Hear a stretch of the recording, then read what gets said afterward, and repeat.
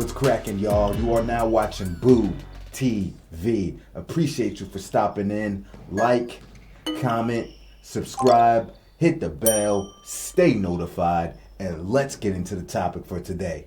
What's up? How's everybody doing? Came across this one randomly.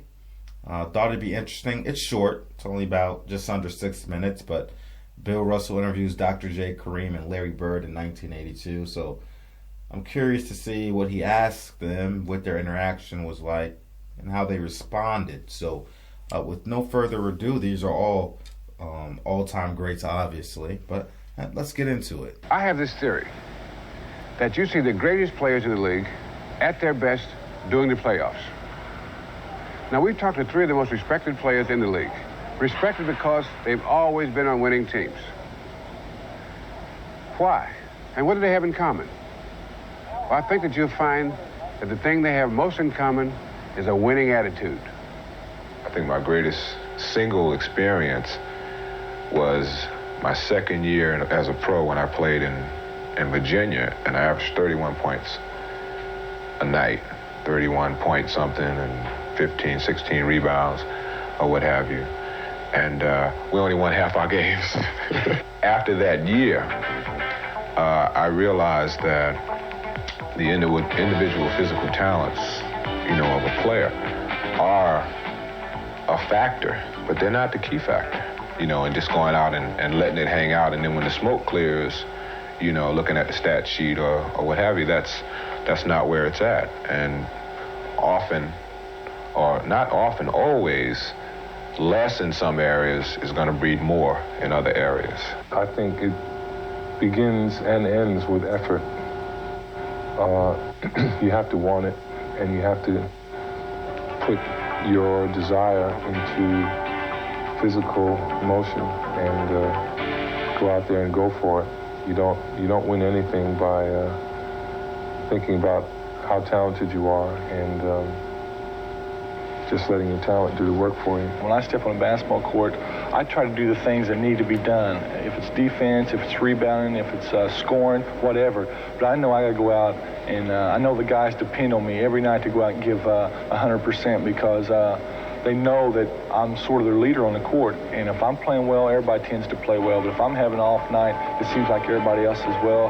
Maybe I can pick it up. But if they don't pick it up quick enough, we're in trouble. That was one thing that John Wooden was very good at teaching. He didn't want us to rely on our emotional makeup to make us play well. He wanted us to be prepared mentally and physically and to give our best effort to let that decide how well we were going to do. Getting too emotionally involved makes you less effective, because you get away from doing some of the other things in the games, some of the finer points of the game that you might do well, or that might be even more necessary because you get locked. There's still some times when it sneaks in, and there's nothing you can do about it. And hopefully, there are some things you can do about it, but many times you don't make the adjustment until it's too late. Earlier in my career, it happened so bad, like the next two games I was worthless. But now I start playing better. I start trying to gear myself up not only for the game before that game, I'll try to gear myself up even more for the next games because they're just as important as that one game. So that all these years people have that's been one of the criticisms, that you don't play with a lot of emotion. That is the way you wanted to play then? Yes. Is there anybody you ever go after?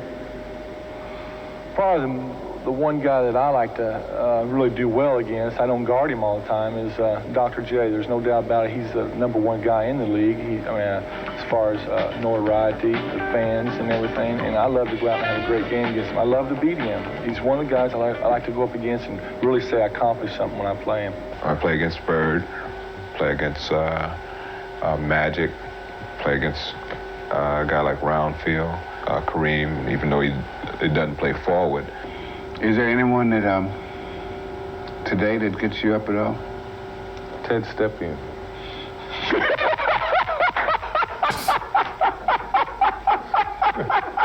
What particular skill do you think is your greatest skill? Well, there's no doubt. I believe now that I'm one of the best players in the league down the stretch. I mean, if not only scoring, but I had to play the defensive end, take the charge, make a steal, get the rebound. That's when the game is the most important, when the game's tied with 2 or 3 minutes to go. I feel that I got something, like you said, I think I know how to win the game. Maybe scoring might be my best asset, but I think I can make other things out there happen and win the game by doing something else other than scoring. I have an ability to score. I think defensively I have an ability to block shots and make people miss shots. We decided a couple of years ago that all 5 guys on the team were going to have to rebound, and I would be most helpful in making sure that there were rebounds to be had. The strong areas for me are, my agility, jumping ability. I try to play defense through anticipation, anticipating what a guy's capable of doing physically. I'm always playing against a guy bigger than me and stronger than me, so I don't try to muscle him. You're not going to do the same thing the same way every night, but you can get the same results. All right, you're a good passer. Okay. A great passer. Good, I'd say good. Okay. Good defense. You're wide open. Average. How are you the decoy? Great.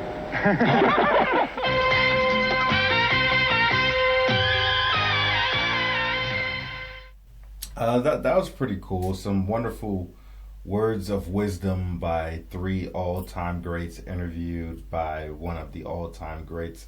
I'm guessing this is just before the playoffs or during the playoffs in 1982. But definitely always good to hear from those 3 guys. Dr. J, they all made good points. But I really liked what Dr. J said there, where he's like, I was getting my numbers, but we weren't winning with the frequency that we would have liked, including myself. And then I realized that your performance is a part of it, but it's not the end all be all. You have to figure out how to carry these guys. You have to instill your DNA in these other players and make them better. Making other players better isn't necessarily just getting them open shots all the time, getting assists.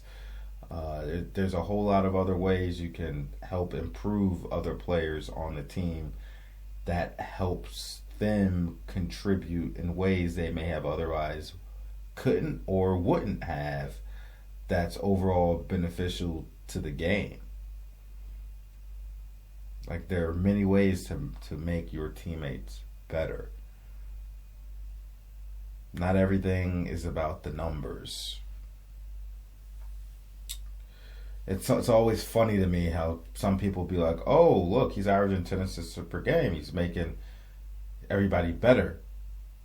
And they're saying this solely based off how many assists this person is getting. And yeah, there's some truth to that.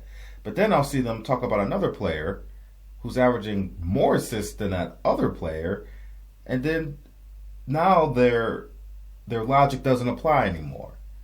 Now they're not going to say this guy doesn't play better because it doesn't fit their narrative, or this guy doesn't make people better because it doesn't fit their narrative about this person. See, this is shit I don't like, man. But that's a video for a different day. But Dr. J is right there, and also the part about sometimes you got to be very careful not to get too emotional in a game to the point where the emotions start taking over you, and now things aren't as clear as they were. There's not as much clarity, and you end up, getting out of your zone or getting out of your element because you start playing on emotion. And sometimes players get emotional when they play, especially if they're having, a rough game, they're down, they're getting aggravated, and they start to let their emotions take over. And sometimes it's not going to be good, and sometimes it is good. You're flowing, you're feeling it. It's just, yeah, I'm hot right now, need a heat check. Keep letting them fly. But definitely when you're down and frustrated, now is not the time to let your emotions get the best of you. Stay level-headed, keep your head in the game, and just find a way to maneuver and find ways to impact the game in other ways, you know? All good there. And Larry, and this is what's 1982 they said? So, was it 82? Yeah. So Larry was young. He was young in his career. Larry was up there talking like he'd been in the league 8 years, but you know, you would think so watching how he played, right? Coming in, him and Magic coming in NBA ready, looking like professionals on another level. Crazy. And I like what Kareem said.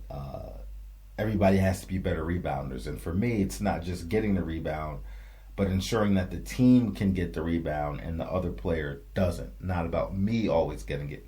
I like that. I do. This is a cool little interview, man. Bill Russell's laugh is so contagious. I was hoping he was going to laugh in this interview. He's great. And the player that he mentioned, when he said, who brings the best out of you, Kareem mentioned this player. And then they both got a laugh out of it. I don't know who that player is, so I don't know if it was a kind of a running joke or I don't know the context behind this player, if that was, like I said, if that was a joke, or does he really bring the best out of Kareem, or was that like Kareem poking fun at somebody? I don't know. What was that guy's name? Let me see if I can rewind it. Here we go.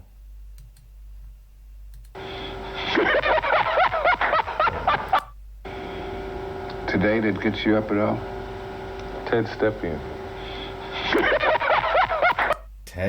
What do you say? Ted Stepping?